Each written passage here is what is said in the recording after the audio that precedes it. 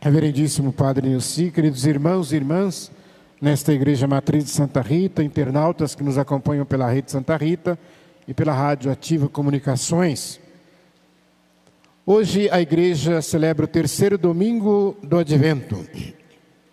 E tanto no tempo da Quaresma, quanto no tempo do Advento, nós temos um domingo que é chamado Domingo da Alegria.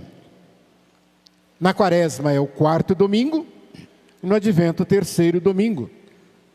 Na Quaresma, em latim, ele recebe o nome de Laetare, e no Advento a gente fala Gaudete, domingo do Gaudete. Vem de Gaudium, de alegria em latim. E por que esta alegria? Porque a liturgia hoje quer falar de alegria. Porque ela quer como que antecipar as alegrias que nos aguardam, as alegrias do Natal do Senhor. Já é possível avistar com os olhos da fé o momento de celebrarmos a grande solenidade do Natal, de lembrarmos que o nosso Rei se encarnou como nós, se fez um de nós, se rebaixou da sua altura dos céus para vir na terra, no meio de nós, fazer morada. E isto é motivo de alegria para nós, porque é o início do cumprimento da promessa da redenção, que vai se concretizar na cruz e ressurreição. E vocês estão vendo que a cor do Advento é roxa, então hoje poderia usarmos roxo, mas também existe uma opcional, que é usar o róseo. E esta cor róseo seria como que dizer um abrandamento do roxo, que é uma cor mais séria, mais forte. Um abrandamento porque o roxo é da contrição, é da preparação. E aqui agora então nós queremos abrandar para poder, como que aquela pessoa que aguarda um grande evento para a sua vida, como por exemplo os noivos que estão loucos para o dia do casamento, então à medida que o dia do casamento se aproxima, a alegria também, a expectativa daquele momento, os pais, a mãe grávida ou um pai que está ali esperando o 9º mês para aquela criança nascer, então na medida que vai se aproximando, a alegria vai aumentando. Então é isso tudo que nós celebramos neste terceiro domingo. E o profeta Isaías, ele vai profetizar que o nosso Deus vem. E vem para os enfraquecidos, debilitados, e ele diz uma frase interessante, para animar os deprimidos, para animar aqueles que estão caídos, aqueles que estão desanimados. O padre, com certeza, muito mais que eu, mas a gente faz tantas andanças, e por onde a gente anda, a gente vai vendo tanto sofrimento, a gente vai vendo tanta dor, que em alguns momentos, olhando para esta leitura de Isaías, a gente pergunta, como é que essas pessoas suportaram tudo isso? Como é que estão de pé? Ontem eu conversava com uma pessoa que não via há muitos e muitos anos, e sorridente, alegre na igreja, na missa, e ao terminar veio me cumprimentar, e eu olhava para ela e eu lembrava, foi uma pessoa que em poucos anos, questão de 5 anos mais ou menos, 4, 5 anos, uma pessoa que viu um irmão de 28 anos morrer de uma doença incurável, logo em seguida viu o pai falecer, logo no ano seguinte viu a irmã de 35 anos falecer num acidente de trânsito, e depois na sequência a mãe faleceu. E eu olhava para ela, e ela dizia uma coisa importante para todos nós, é Deus quem me mantém de pé. Eu olhei para a fé daquela mulher e falei, olha que coisa bonita. Ela dizia, é Deus que me mantém de pé, porque diante de tanta dor, e se não bastasse ainda, o marido foi embora também, mas só que não morreu não, ele foi embora. A deixou sozinha, com os filhos. Então veja bem, onde é que esta mulher foi buscar forças? Isaías está respondendo nesta leitura, não tenham medo, porque o vosso Deus está convosco, o vosso Deus vem para vos salvar, e Ele caminha conosco. Por isso que a gente diz, Ele está no meio de nós. E depois o apóstolo Tiago, na segunda leitura, justamente ainda na mesma direção, ele nos diz para tomar por modelo os sofrimentos e a firmeza dos profetas. Eu estou falando de Isaías, eu não sei se vocês sabem, mas o profeta Isaías morreu cerrado, assassinado, mártir. Por causa do quê? Por causa da sua profecia, por causa da verdade que ele anunciava, que ele denunciava as injustiças. E é por isso que não se desesperou, mas soube esperar firme em Deus. E o evangelho de hoje é o próprio Jesus Cristo quem vai dizer que nascido de mulher não tem ninguém maior do que João Batista. Ao mesmo tempo, ele diz, se João Batista é o maior que está na terra, ele é menor do que o último que está no céu. Quer dizer, aquele último que entrou no céu é sempre maior do que qualquer um que seja o melhor da terra. E isto, meus irmãos, vai na direção de que João Batista, ele assumiu a preparação do caminho do Senhor. E Jesus dá testemunho disso quando Jesus fala, é este que Isaías falava, é este que os profetas falavam, que iria preparar os caminhos do Senhor.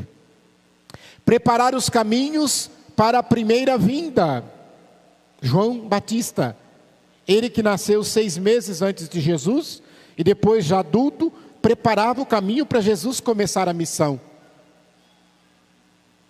E nós hoje, convidados também a preparar o caminho, não para a primeira, mas para a segunda vinda. Nós, ao olharmos para João Batista, este grande profeta que eu costumo dizer, ele faz a ponte entre o Antigo e o Novo Testamento. João Batista tem os seus discípulos, os seus seguidores, e João Batista, sempre quando chegavam para ele, dizia, é você que é o Messias? É você que é o rei prometido da estirpe de Davi? E ele sempre dizia, não, não sou eu.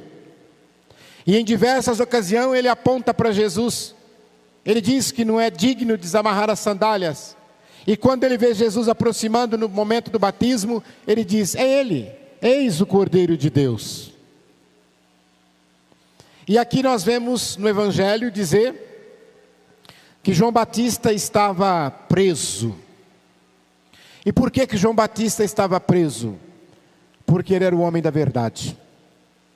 João Batista não negociava a verdade. E nós somos também chamados, como cristãos, seguidores de Cristo, a não permitir negociação com a verdade. E veja bem quando eu falo de negociação, porque a negociação com a verdade, ela pode vir de 2 formas. A forma primeira, que talvez é o que mais aconteça, é a forma do cumprimento da promessa de vantagens, de benesses, que tem interesses ocultos, para que a verdade seja escondida. Vamos pegar o exemplo de João, quando ele começou a anunciar o Senhor, quando ele começou a falar, convertei-vos e crede no Evangelho para que sejais salvos, arrependei-vos dos vossos pecados. Quando ele começou a denunciar as injustiças, ele poderia muito bem, talvez até isso tenha acontecido, receber a proposta dos governantes, olha, você vai tocar fogo no povo. Eu vou dar um carguinho para você aqui no palácio, e você fica quieto, tudo bem? Eu vou dar um cargo para sua mãe, para sua irmã, estamos conversando, que é isso que acontece a maioria das vezes, quando a gente pergunta, por que uma pessoa mudou de opinião tão rápido assim? Às vezes por causa de dinheiro, por causa de poder, por causa de fama. São as coisas que mais acontecem. E não fica pensando só em política, não. Isso acontece na igreja, né, padre? Às vezes a pessoa fala mal do padre, não sei o que e tal. Se o padre oferecer qualquer coisa, a pessoa já fala, esse padre é um santo, é maravilhoso. Já põe o padre no altar. Mas também, a verdade pode ser ocultada pela ameaça. É menos comum, mas acontece. Quando chega e diz, olha, se você continuar fazendo o que você está fazendo, eu vou te matar. Vou te prender. E isso aconteceu com João. Ele sabia que podia ser preso, mas ele não abriu mão da verdade. E por isso ele foi preso. E aqui ele estava na prisão. E vejam que ele poderia não ser preso. Tá bom, então fecha a boca, eu vou cuidar da minha vida. Vou comer meus gafanhotos, tomar o mel do campo, né? E pronto, acabou, não preciso mais. Não. Ele não abriu mão. E ele não morreu aqui por causa desta prisão. Porque ele vai morrer depois, quando Herodíades entrega a cabeça dele na bandeja. Que aí é outra história. Então ele estava preso. Mas veja bem que mesmo preso, ele poderia dizer, eu estou preso mesmo, Jesus não veio me salvar, eu preparei o caminho dele, cadê nem veio me visitar na cadeia, então esquece Jesus. É isso que ele fez? Não. Mesmo estando preso, o que ele faz? Os seus discípulos foram visitá-lo. E o que ele diz para os seus discípulos? Olha, vai até Jesus e pergunta se é ele o Messias, se é ele o prometido. E os discípulos de João, então, diz o Evangelho, e vão até Jesus e perguntam para Jesus, tu és o Messias? És tu aquele que foi prometido? E Jesus não responde, sim, sou eu, o rei. Não. Jesus diz uma coisa interessante, ele diz assim, volta lá na cadeia e fala para João Batista o que vocês viram e o que vocês ouviram. Simples, porque aquilo que a gente vê e aquilo que a gente ouve fala muito. O Evangelho vai dizer, os cegos estão enxergando, os doentes estão curados, os pobres estão libertos. Então, ou seja, o que vocês viram, vocês levem para João. E João não teve dúvida de que ele era prometido. Tanto é que João indica, e todos praticamente discípulos, seguidores de João Batista, passam a ser automaticamente discípulos, seguidores de Jesus. Aqui vem um grande ensinamento para todos nós, sem exceção. Quantas e quantas pessoas talvez você trouxe para a igreja? Geralmente muitas namoradas trazem os namorados, as noivas trazem os noivos, porque geralmente o homem é mais arredio. Então a mulher traz o homem para a igreja, começa a convencer, e no começo o homem vem para a igreja por causa da mulher, não é por causa de Jesus não. Mas tem o contrário também, né? Tem muitas mulheres que vêm para a igreja por causa do namorado, por causa do homem, e não por causa de Jesus. Mas aí, quantas crianças, quantos adolescentes vêm para a igreja, não por causa de Jesus, nem por causa do pai, por causa da mãe, porque senão não tem mesada, senão não vai brincar, senão não vai passear, senão não vai ganhar Papai Noel. Então nessa época agora então tem que ser pianinho, agradar papai e mamãe, né? Então não é por causa de Jesus que vem. Às vezes estava rindo com o padre ali no fundo, né, padre? Ela pega a agendinha e vem assim para assinar. Parece que está indo para o matadouro, parece que está indo para o cemitério, para o velório, de tão triste que está com a agendinha. Eu queria estar em casa dormindo, mas eu tenho que estar aqui na igreja. Então não é por causa de Jesus. Mas, assim como aqueles que iam por causa de João Batista e não por causa de Jesus, eles deixaram João Batista e seguiram Jesus. Assim somos nós. Aquela mulher que veio por causa do homem, quando ela conhece Jesus e faz um encontro com Jesus, se o homem quiser sair, ele que sai, mas ela não sai mais. O homem que veio por causa da mulher, se conheceu Jesus, ele fica não por causa da mulher, por causa de Jesus. Quantas crianças e adolescentes vieram por causa dos pais? Os pais envelheceram e morreram e eles continuaram vindo, como nós aqui adultos. Muitos de nós viemos na igreja, fomos educados na fé por causa de nosso pai. Então os discípulos de João Batista passaram a ser discípulos de Jesus. seguidores de Jesus. E vejam bem, meus irmãos, que naquele tempo ainda, hoje nós podemos dizer, quando eu falei que está no meio de nós, e nós somos desafiados a perguntar se essa colocação que Jesus faz serve para a nossa vida. Será que se alguém chegar na nossa casa, será que se alguém conversar conosco durante meia hora, uma hora, ele vai se convencer de que nós somos de Jesus pelo que ouviu e viu? Ou não? Quando chega uma visita na casa da gente, como é que ela é tratada, como é que ela é recebida, o que ela vê, o que ela ouve, ela sai da nossa casa com a certeza de que nós somos homens e mulheres de Deus, ou não? Pensem nisso.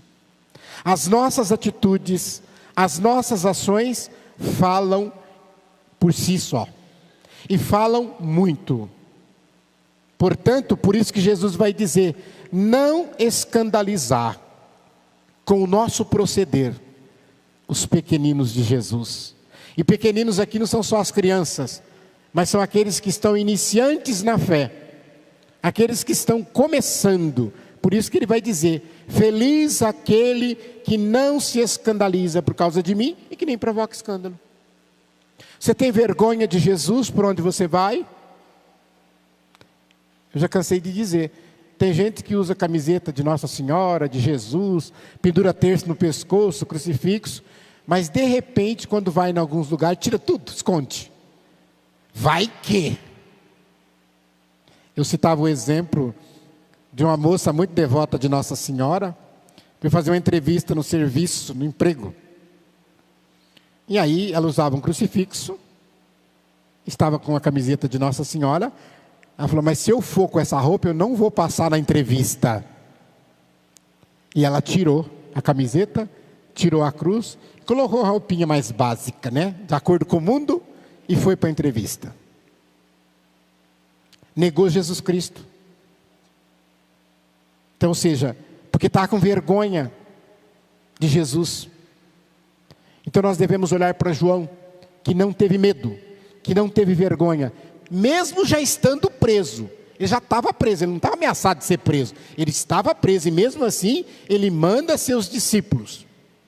E é por isso que eu falo que a nossa igreja está hoje muito necessitada de novos João Batistas e de Joanas Batistas também.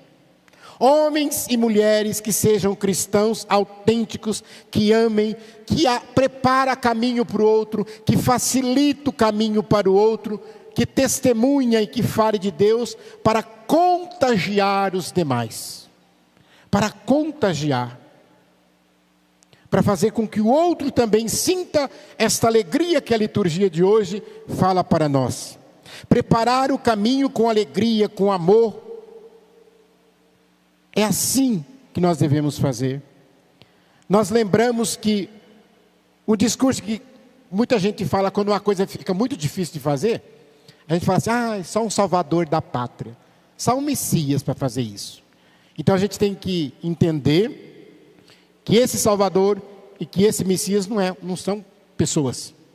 Não devemos depositar a nossa confiança nas pessoas, mas sim no verdadeiro Salvador, no verdadeiro Jesus Cristo, que é aquele que não vai fazer por você nada que só você pode fazer. Jesus não vai entrar no teu lugar para fazer aquilo que você tem que fazer. A decisão é tua, é você quem toma a decisão, é você quem vai fazer acontecer na tua vida o encontro verdadeiro, a metanoia, essa conversão verdadeira em Jesus Cristo. Lembre-se sempre disso. Por isso que eu digo, sermos fiéis ao projeto de Deus. Você tem fidelidade com Deus? E eu concluo esta reflexão litúrgica lembrando, não confunda fidelidade com não pecar, que tem gente que faz essa confusão.